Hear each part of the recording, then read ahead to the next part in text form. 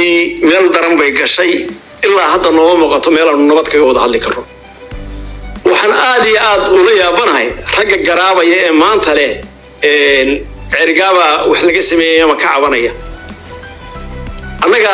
dawladdii dagaalkii ay ku jirtay Soomaaliland waan ka soo horjeesanay dhaqan ahaan baan uga soo horjeesanay magaalooyin aanu leenahay markii nabadii dagaalkii dhamaaday abteedayaga soo duulay buqnarkeen baabiyay magaaladan shadaaf kamaanu qaadan nooc kasta uu yaali wala bilaqaystay wala dhacay boodley waxba kala maanu bixin magaalada kale la yaado buuhooda saddex jeer iyo waaxigada lagu soo duulay qorlugud intaas oo dhan oo jirta maanta in la yaado cergaaba guri gidaar wax lagu qoro colaadi waxay ka bilaamaysaa gidaar wax lagu qoray oo ina yari ku qortay hadii la bilaay anaga qaadano la wareegnay haday colaadi inta tayan ya guriyihii cayna baanu haynaa weli ee 100 sano ka hor dhow laga tagay ayaa sidoodii aan la taaban guriyaha kana nin walba gurigiisa iyo deegaankiisa meel la bilaqaysay meel la dhacay toona ma jirto waxaan leeyahay war abtiyaal iyo seediyaal hartiyo haddaad nabad doonaysaa wadada loo maro waa taqaaniin wadadaynu mari jireen baan wax ku hagaagayaan hadday noqoto in qoryaha la tijaabiyo qorga tijaabadiisu dabi weydana ciidankayga cergaaba istaamay ku yahay diyaarna wuu yahay albaabka nabadana waa furaynaa ka colaadana way iska gufaynaynaa ninaan wadada nabadda soo marino isagu magaalada ka baxay oo ka guuray oo xabadda ka ridayna ma baryayno taa intaasaan kaga hadlaya arrinka maanta intaasaan ka oranayaa nabadda labada qayboodna intaasaan ka oranayaa arrinka waxaan arkay dhacdada ka dhacday dawacalay aad baan uga xunnahay xasuuq ba'anina uu ka dhacay dawladda iyo shacabkeedii baa isku riiqday labadaba tacsiib aan u diraynaa meel 200 oo qof oo hadii la leeyahay shacaba dawladdu xasuuqday oo dhowr iyo 40 maata tahay wax indha laga qarin karo maaha madaxweynaha kililkuna sidoo uga hadlay ma aan arkayn inay si waafiya tahay laakiin si kasta looga hadlo si kasta khalad u dhaco waxaan leeyahay dadka deegaanka nabad baayna deeqda dadka nabad la qaata waxaan aad uga xumaayad doorashadii aanu galnay waxaan u galnay inay nabad dhacdo in midnimadii isaaq laga shaqeeyo garxajis ku raali gelintiisa u keenay oo maanta inaan isaaqnimadii la waayin Soomaalinimadii la waayin saasaan u keenay laakiin maanta taariikh waxay noqonaysaa maanta garxajis isagoo xukunkii haya laba reer baa wada dago Cabdi Ciise iyo baa wada daga Awaare iyo reer Jiisowe labada nabad way u qaadan kar lahayn laakiin la yaado bahagar xajis la gaarsiyo talada dadkii duleedkooda ku dhintay walaalahooda iyo wala dhinteen oo loo yahay inaan arab qori dagaalka gelin inay yiraahdaan shaqo ku leeyihiin dagaalkuna nagu soo foofay aanay baaq tacsi ka dirin shirkaasi oo aanay ka dirin nabadayn inay ka galaan bay xaq u leeyihiin arab inuu khaldan yahay in ragii qaban lahaa weeye qolada kale reer isaaq heshiiska ku qaatay reer isaaq iyo caale inay qabtaan bay xaq u lahaayeen labaduba waa walaalahood in hadii la leeyahay la yiraahdo annagu waanu ka baxnay reerka arabna cidda gudubta loo taago oo arrinaan aad uga xunnahay waxaan leenahay raali gelin qolada isaaq ee halka ka hadashay reer Isxaaq ama bahagar xajis la baxday arrinkaasi halkeedii may marin arrinka raali gelin ka bixiyeen talada guud ee garxajisna waxa uu dhawaysaa ragga Hargeysa laga diray meesha hogaaminayay oo jiif caaqilkiisa saaxiibka in baa ku jiray maantana leeydi kama filayn hadii la lahaa lagu raali geliyo wax kasta nimanka tolka maanta isaaq ururintiisa leeydi ka eegay in maanta kala fadhaan leegama eegayn wadagtiin dagaalka cergaabo abar jeclo nadiif bay ka tahay ilaa hadda odaynimay ka wada laakiin hadii la isbahaysto wada aan garahayn la isbahaysto anagu waa difaacina ma oranayna sida Awaare nabadna waa u doonaynaa magaalada tolkayana waa xiri karaynaa reer Sanaag sida Awaarena oran mayno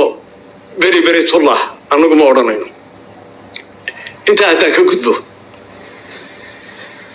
madaxweyne anagu ragii soo saaray baan ahay gudida garxajis intay shireen ay ka direen nimanka afsamena nabadda ay soo celiyeen waanu kaga waa wax la maqli karo la dhageysan karo waa rag nabad keeni kara waa rag nabadeed garaad kulmiyay ragiisu waa rag sharaf badan nabadeed laakiin meeshay tageen nabad kala ma iman hoosaasana nagu dhici mayso ninkii weynaa wuxuu ku hadlay dabadood ka hadlay waan aragnaa waxana fiicnayd abar jeclo ilaa qorlugud ilaa ceerigaabo way dhiig baxday magaalooyinkeedii baa la dumiyey ergaana la kala tashan in la dirona arrinka meel ka dhacbaan u aragnaa madaxweynaha iyo raggii ku taliyey yaa anigoo aan dhaliilayn arrinkaas sax maahayn laakiin haddaad nabad keentaan inoo wadadana yaa iyadoo u aragnay inay khalad tahay nabad aana la kala tashan in la wado waayo nabadda annaga u baahan annagay dhibtu maalin kasta nagu dhacaysaa waxaa ku habboon nabaddu ku imanaysaa inaanu annaga iyo dhulbahante iyo Muuse Ismaaciil Bari iyo Sacad Yoonis intaydaas nabadda ka wada hadallo dadkiina kalena nabadda aan nagala shaqaysaan laakiin go'aan aan nabadda annagoo aanan naga iman nabadaanan arkayno hoosaaso maalin walba qorlugud dhaawacayaga iyo meydkiisu yaallo maanta taas waxaan leeyahay madaxweyne anigoo raggii ku xaafidsanaa raggii ku dhisay ugu qaran weynaa maanta diyaar uma nihiin waxaana la kala tashan oo nabadgelyo oo annaga hadhow nusqaanteedu iyo hoosaasaa oo tii ka dhacday dawacaale oo kale haddii aan laba leeyahay odayaashaynu diray ku soo dhacday oo kale inay nagu dhacdo diyaar uma nihiin adigana waxaanu ku leenahay dadka taladiisa iyo waad ku dhaaratay waad ku ballantay taladu tale dadka ka dhaxaysa ha noqoto madaxweyne waxaan ka digayaa arrinkaasi inaynu gaashaanbuurtaynu wax ku dhisnay iyo isbahaysigaynu ku dhisnay in maanta ay ka bilaabato xoolihii habar jecelo oo maxsharka ilmayn dad jiro ku wada jira oo maanta aanay naga go'in inay khasaaroobaan inay halkaa ku shufbeelaan waana kala xisaabtami doonaa waxaan leeyahay war xiriirkii iyo heelkii maanta aday ku taala aday arrintu ku taala anigu siyaasad kala hadli maayo dowladdaadu inoo soo dhisto noocay tahay ba shacbigay u taala anigu waan ayidsanahay waan ku taageeray waan ka baliyay arrinka ganacsiga habar jecelo xasaasiyad bay ka leedahay sida maxsharka fur kuwi kale way furayeen sabab aad u xidhaa ma jirto xoolaha habar jecela halka ku basbeelaya xoolihii Soomaaliland baa ku basbeelaya taana intaasaan ka oranaya waxa la ascaanood ka baxaysay durbaano laga tumeeyay isaaq baan go'doominayna isaaq baan wada kasta ka xidhayna waxaan leeyahay irkaan la korsheeyo dhulkaan la korsheeyo maanta badaanu leenahay oo bad magaalo isaaqleeyahan wadadeedu gelin ma jirto annaga cidina ma cunanta qabateen karto ganacsigeeguna mid cidis hortaagi karto maaha adduunka oo dhan baanu ka iibinaa laakiin waxaan leeyahay erigaabo ganacsigaanu ku fadhiinay cidda ka faa'iidi jirtay warsangeli iyo dhulbahantay ahaayeen iyaga wadadii ka xidhantay iyaga iska xidhay ganacsigaanu berbera marin jiray gobolada dhexe marin jirayna laascaanood baa cashuurta ka qaadan jirto iyaga iska xidhay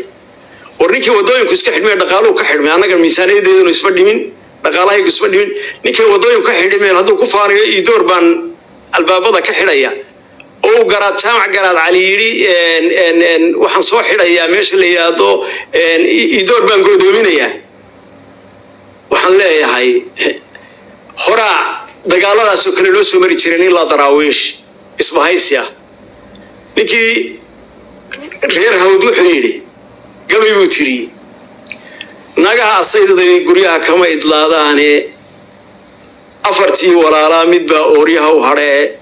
ardada iyo wadaadadu gugii axan ma waayaan waxaan u malaynayaa maanta inaan nala tijaabinayn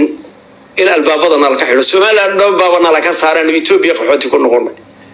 iyo wax qurbaha joogay wax dibadda joogay wali dhaqaale baan ururin tolay intaan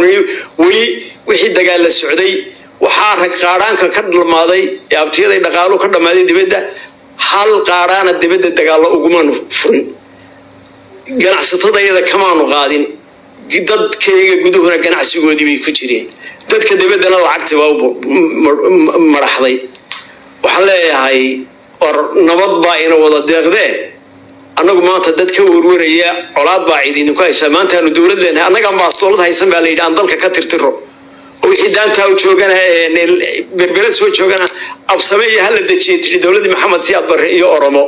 wixii danta joogana ha qaateen warsangeli iyo dhulbahante iyo mareexaan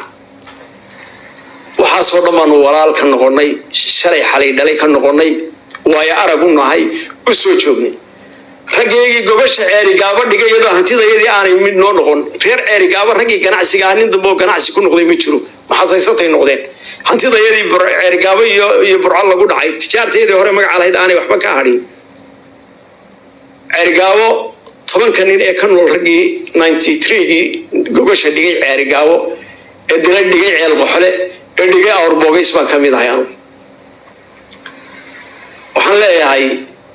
ninka noogu dhigay noogu nabad jeclaa wuxuu Ismaaciil Xaaji Nuurka laga cabanayo isagoo madaxa laga dilay oo lafa la guray oo lugaha waad aragteen sidoo uga jajaban yahay oo dhaawacaas isku horta nabad dhigay gobasha dhigay anu waxaan leeyahay war haddaynu nabad doonaynaa abtii ali seedii aloo naqana wadadaynu maraynay waxaan ku soo koobayaa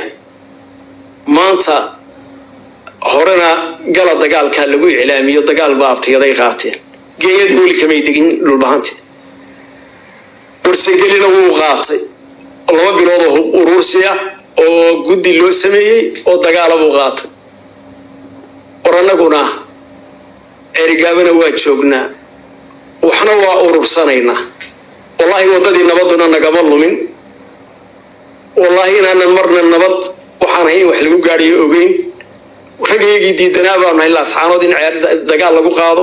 cid xoog lagu muslimiyo marka waxaan leeyahay maanta shirkaasina waa noo digi awal wanaag baan islaahin baa xoolo loo diriyaa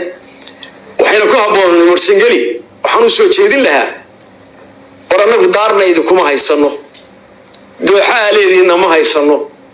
magaalo ay wax ku leedihiin waxba idinka sheegan mayno malihiin waxba kuma leh laakiin waxa idin sheegaya warbuurihiin Daacish iyo baa haysta iyo niman la yiraahdo shabaab gurihiina cashuur la idinkaga qaada xoolihiina baa cashuurtii lagu bilaabay boosaasay noogno maanta cashuurtii shabaab iyo Daacish qaateen war maanta anagu cashuurna cid kama qaadayno dhibaatana ma jirto maanta halkii xoreynteeda la lahayd waa la gafteeno meelan xoreyn idinka baahanayno nabadabaad maanta colaad u cilaamiseen ala kulli xaal anagu colaada aan la horinayo horena u taagneed ceerigaabana sida qorshaysan loogu soo galay waa u ladhaynaa wanaagna waxa weeyaan qof bini aadana sayid maxamed cabdullaahi xasan wixii maandhow xisaan lagama tago eed haddaad fali wanaaggeena nabadgelyadana diyaar baan u nahay aad iyo aad baan ugu mahad celinayaa cid kasta oo codkaygan iyo warkaygan dhegaysanaysa. Wassalaamu calaykum waraxmatullaahi wabarakaatu.